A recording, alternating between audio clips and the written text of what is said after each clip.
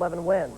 After Devon White and Roberto Alomar led off the game with singles, Dave Fleming had to face this man, Joe Carter, and he flies softly to center. It drops in. Devon White scores. Shane Turner can't handle the throw from Ken Griffey Jr. And Alomar also scores. Jays led 2-0. They went on to a 3-0 lead, and that's all that Juan Guzman would need. The Mariners would threaten only once in the 6th, 2 on, 1 out, but Kevin Mitchell goes down.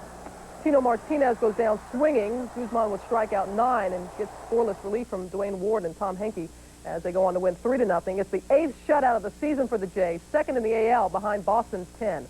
Juan Guzman improves his record to 12-2. He struck out 9, raising his American League total to 131. Manager Cito Gaston says Guzman is one of the best pitchers in baseball with a chance to become the best. He leads the AL in ERA and strikeouts and leads the majors in 4 categories. Guzman is proving his 10-3 record last year was not a fluke. Facing Dave Winfield, that's a single. Roberto Alomar scored to make it 3-2, but for Winfield, career hit 2,800. Younton Brett, the only active players ahead of him right now, top of the 8th, 4-3 Angels lead. How about hit 28-01 off of Joe Gray? See ya.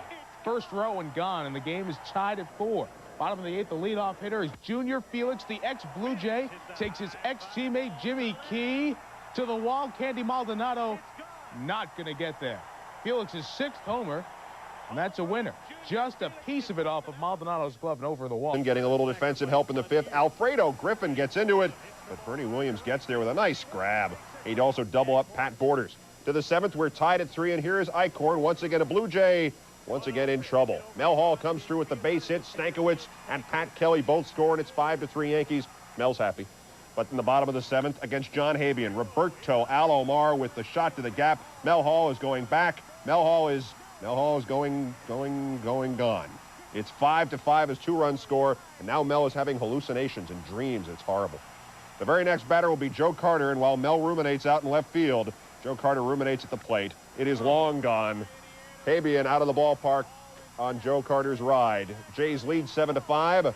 They would hang on for the 7-6 victory over the Yankees. It was not very pretty. Dwayne Ward comes on, and Eichhorn, coming back to Toronto after 5 years' absence, gets the victory. In for the disabled Juan Guzman. He wasn't sharp at all. Tied at 2, bases loaded. Scott Livingstone of the Tigers lines one down the first base line, clearing the bases. Steve lasted only 3 innings. He has been a major disappointment for Toronto this year. Top of the 6th, 5-3 Detroit.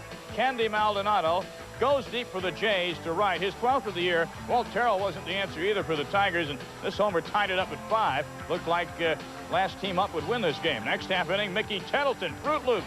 Check out this towering shot. It hits the top of the right field facade. Yes, he ate his Fruit Loops on Friday or Saturday morning. That made it 6-5 Detroit. History in the making on the 7th. Dwayne Ward pitching for Toronto. Lou Whitaker, Hall of Famer? A lot of people think so. 2-run homer to right. That was Lou's 200th career homer. Only one other second baseman has played 2,000 games, has 200 homers, and that happens to be Hall of Famer Joe Morgan. Take the curtain call, Lou Whitaker. They love you in Detroit. Those aren't boos. Those are for Lou. And the Tigers win it by a score of 8-6. So Toronto loses again. Baltimore again had a chance to creep within 2 games of the lead in the 8th. Toronto looking for some offense. Leadoff man, Devon White. 14th home run.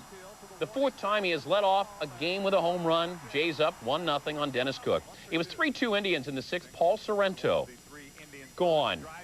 15th on the year. This one leaves the yard off Todd Stottlemyre. Indians pad the lead to 4-2. Still 4-2 in the 7th. Albert Bell. He thinks he's got one, and Devon White, with his bat and with his glove, brings it back. He is not man. He is Devo. But not enough to single out their anchor, Jack Morris, who Scott Fletcher delivers against in the 2nd inning. Robin Yount is in. The Brewers have a 1-0 lead. Morris went 7 innings. Jays rally. Jamie Navarro in the bottom of the 4th facing John Olerud, who punches it into the right field corner. Joe Carter is in to tie the game. Here comes Dave Winfield, and here comes the throw, and you're not safe. Game still tied at 1. Bottom of the 6th, runners at 2nd and 3rd, 2 out. Winfield, who had his 1,000 extra base hit the previous night, this time, get out of here. His 22nd home run of the year, a 3-run shot, another extra base hit. Tacking on the Jays with a 4-1 lead. The Brewers made it 5-3 in the top of the 9th. Greg Vaughn makes it closer. His 17th home run of the season over the left field fence, and the Jays leading now only 5-4.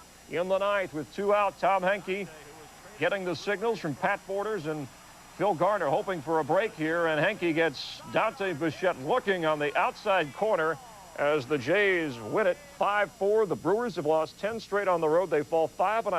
There have been rumors about the Jays acquiring a starting pitcher for months now, but the names mentioned have never been as prominent as David Cone of the New York Mets, one of the top 5 or 6 pitchers in the major leagues. The Jays gave up rookie third baseman Jeff Kent and a player to be named later. At a conference call this afternoon, Cone sounds pleased to leave the Mets and join the Blue Jays. My reaction is of excitement. I'm extremely excited about coming and joining the Blue Jays, and looking forward to seeing Toronto. I've never been to Toronto before, and I think the Blue Jays are an exciting team, and I'm really excited about being in a pennant run. The Blue Jays have made it an annual late-season event to trade for a free agent-eligible pitcher. Bud Black, John Candelaria, and Tom Candiotti were the others, and none of them re-signed. We'll have to wait and see what happens and what comes down. What David said on the phone is see how he fits in, how he pitches, and see if we can get together. But our focus right now is on these remaining 35 games of the championship season. As for Jeff Kent, he's not sure what to think of the deal. It came as a complete shock. Well, it's been, an exciting period, and I guess in a sad period, too. Honestly, I don't know how to feel. We got in at 5 o'clock this morning, woke up at 9 o'clock, 4 hours later, and I was told that I was going to New York. In a way, I'm happy about it, but, again, I'm sad because I'm leaving the championship ball club. Even though Cone's personal belongings remain in his locker at Shea Stadium, he's gone in spirit. Really going to miss working with Mel Stoudemire. Been a big influence. Some of the guys, John Franco, Sid Fernandez, on down the line. Saberhagen, my old buddy from KC, I'm going to miss those guys. But on the other hand, it's really exciting. I mean, it's a great opportunity to go there and be right in the middle of a pennant run, maybe help a team get to the playoffs, get a chance at postseason play again. It's really exciting. We had to make a decision based on an opportunity in front of us about how realistic our chances were to sign David Cone. It was clear to us that it was not going to be easy. I assessed them at best as 50-50, and maybe that's optimistic. I think there's been speculation on a lot of different players in the rumor mill, and this player's name I think has been mentioned from time to time, but I don't think in any real seriousness. And so it was a bit surprising that that we could get together on something with the Mets. Last 9 games and the last 3 in a row. Drives this pretty deep to left. That's gone. Molitor has parked a 2-run blast off Jimmy Key to give Milwaukee an early 2-0 lead. Drives down into center field. Robin Yount rounding third. Scoring the 4th run for the Brewers. Base hit to right. The base runner Seitzer dances away from the baseball. That stroke to center field also. That could cash in 2. It will. The play is at third. It's by Gruber, and another run will score.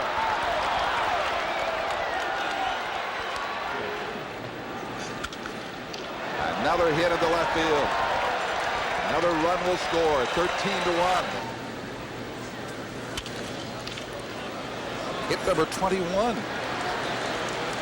And run number 15. David Wells and all the other pitchers coming up on 250 pitches. This will go to the wall. It'll score a couple more. That's the 29th hit. Folks, this is really embarrassing.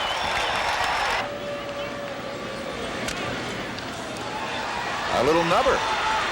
There's another hit. Another run. Runs and then shutting the door. Up the middle, Wally Joyner has an RBI base hit. George Bett will head for third. Devon White will not throw. 3 consecutive singles. 1-0 Kansas City. For the double play. This one is lined into the gap in left center. It might score 2 more. Home is Joyner. McReynolds around third. He will score on a 2-run double by Brent Main. 3-0 Kansas City. Up the middle, that'll get through. Around third, Joyner on his way home. It's 4-0.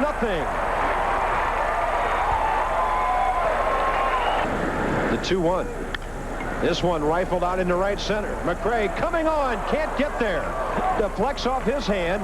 It appears Winfield will score. Into second base, Maldonado, and the Blue Jays are on the board. There's a shot to right field. It'll drive a run home, and around to third goes Devon White. The Jays are playing first and third, and they're back to within 2 runs with the tying runs on base. Base hit left field. To third, Alomar. They will send him, and the Blue Jays will tie the game with a 3-run 8th inning. Still only 1 out, as Alomar, Carter, and Winfield all deliver runs batted in. And there's a base hit to left field. Around third base is McRae. Here comes the throw. Kansas City wins.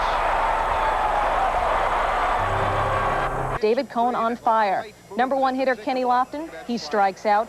Cone took care of the entire Tribe lineup. This time, Felix Fermin.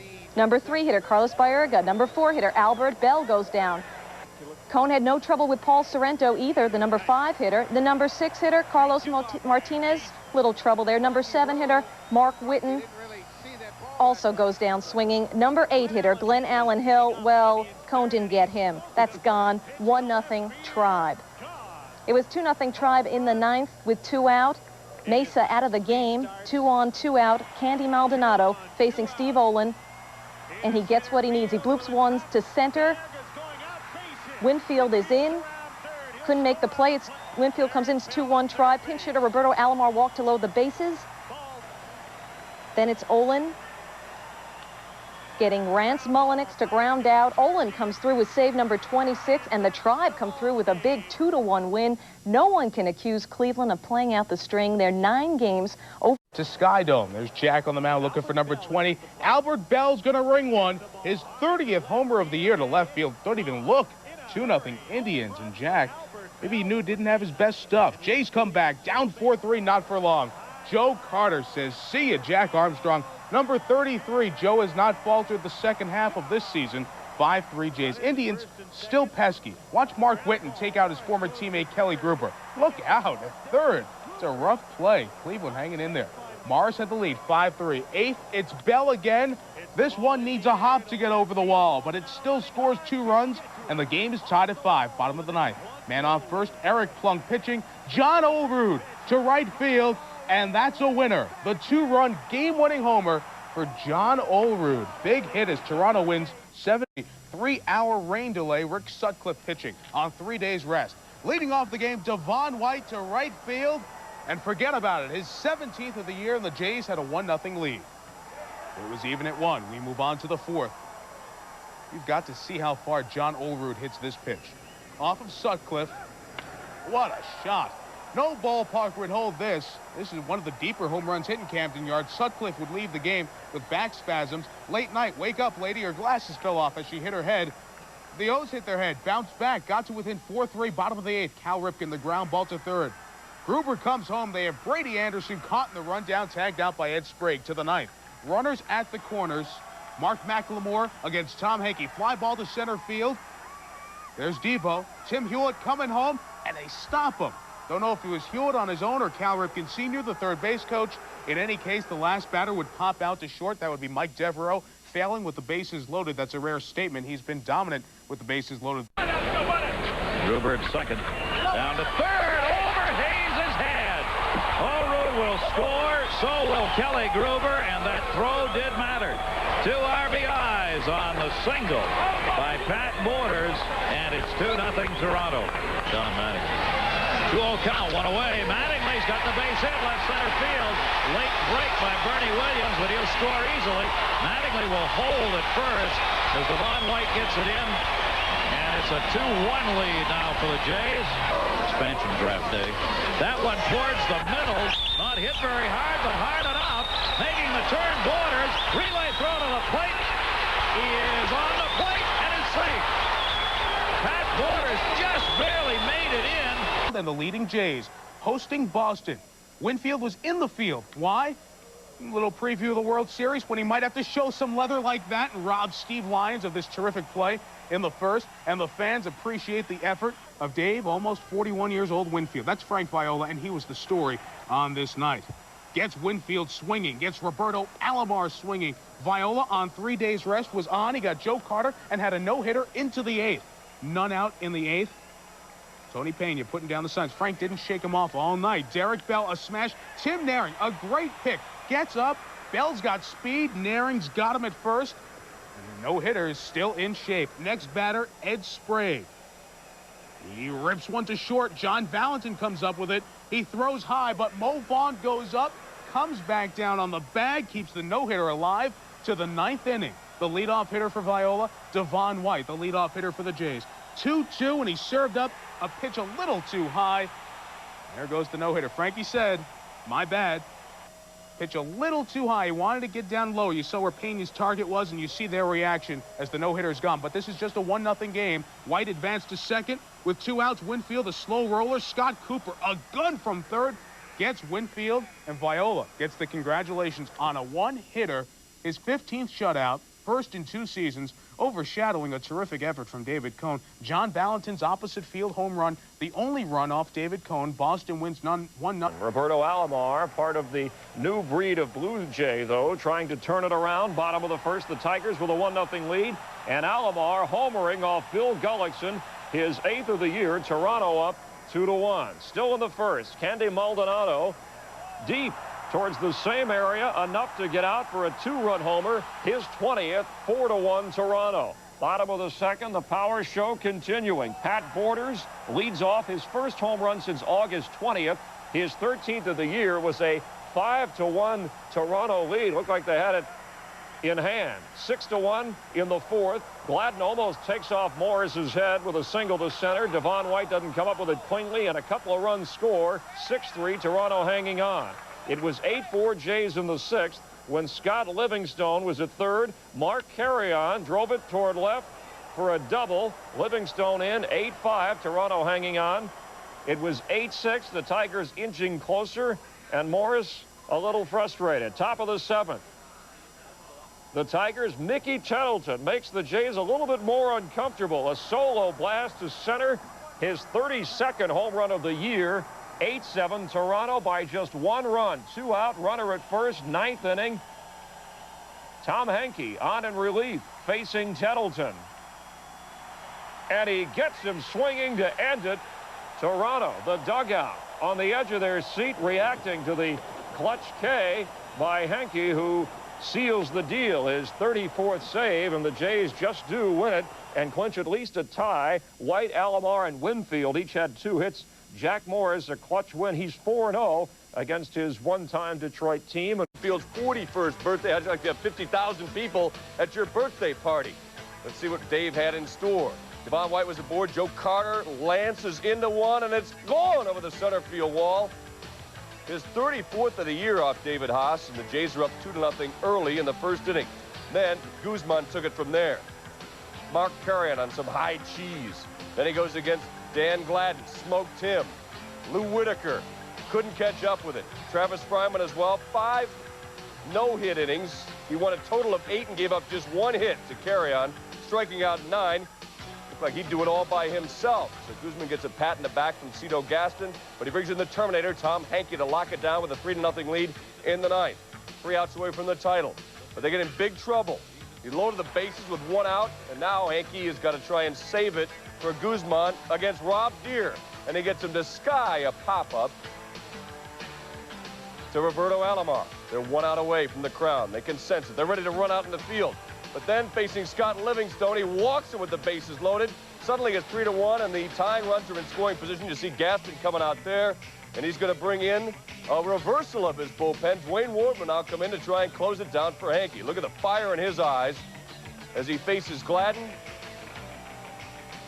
The curveball, John Olerud is waiting, and he clasps on to the Jays' AL East title. Guzman and company go running out, and the rest of the AL East can throw in the towel because Dave Winfield's 41st birthday brought him his first division title since he was with the '81 Yankees, and they're the first team to repeat in the East since Winfield's Yanks.